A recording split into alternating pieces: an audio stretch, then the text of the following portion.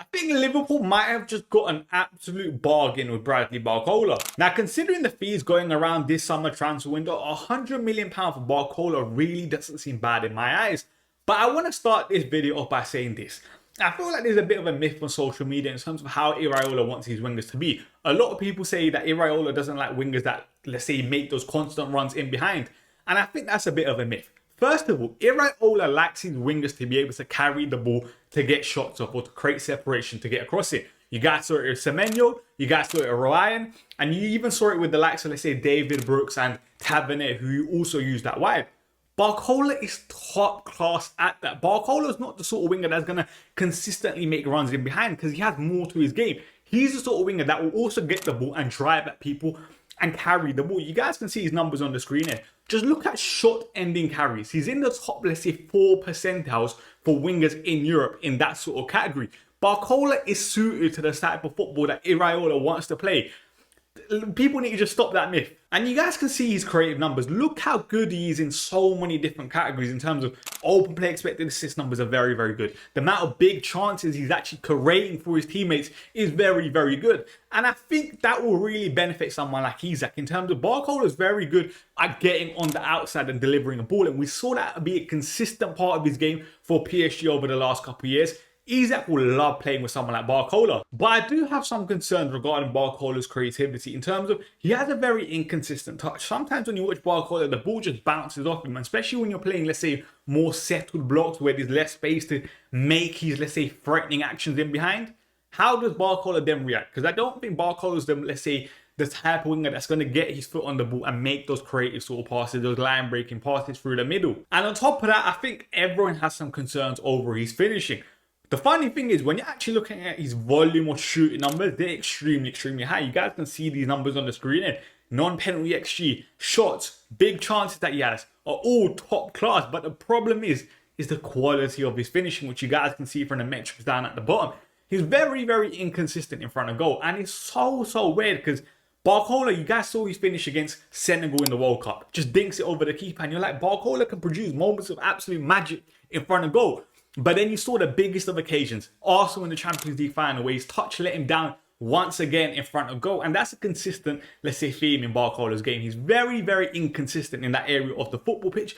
But then again, Liverpool are not spending £100 million on Barcola on the player he is now. They're also spending £100 million on the player that he can actually become.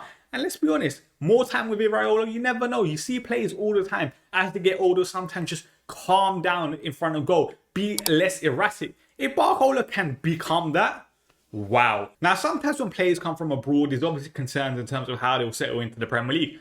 I promise you guys, with Barcola, there are zero concerns. Barcola will be an instant success at Liverpool because he has all the tricks that you'd want in a Premier League winger. He's so explosive. His physical attributes as a whole are just elite.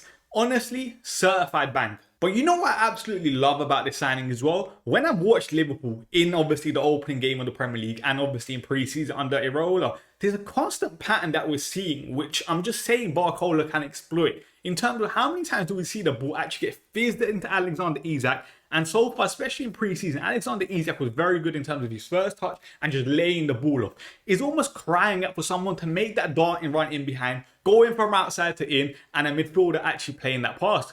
Barcola does that to an elite level. You even saw it against England in the World Cup in terms of Mbappe gets the ball. Barcola's making that run from the outside to the in, and that's a consistent theme in Barcola's game. He loves that run, and that's going to benefit Liverpool so much. And another thing with Barcola, he's just an absolute nuisance to play against. He's involved in so many big moments for PSG or whether it's for France, whether you like him or not, he's in those threatening positions.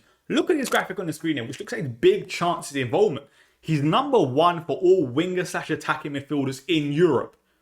That is staggering. He's just there at the crime scene every single time. And listen, we know, like I said before, his finishing could do with some work.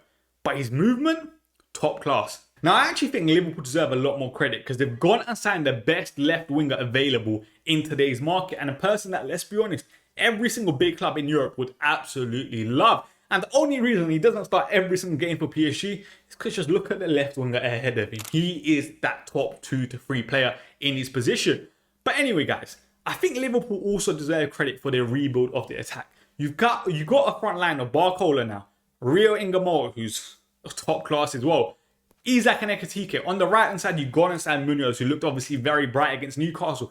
If they can go and get an Mbaye, for example, from PSG as well, that front six might just be the best, let's say, attacking depth a team has in Europe. It's frightening. But anyway, guys, this is a top signing. There's no debate about it. The fee, in my eyes, is brilliant. £100 million fixed. Come on, guys. You have to give Liverpool credit. If you guys enjoyed this video, make sure you give it a like, subscribe to the channel, and I'll be back soon.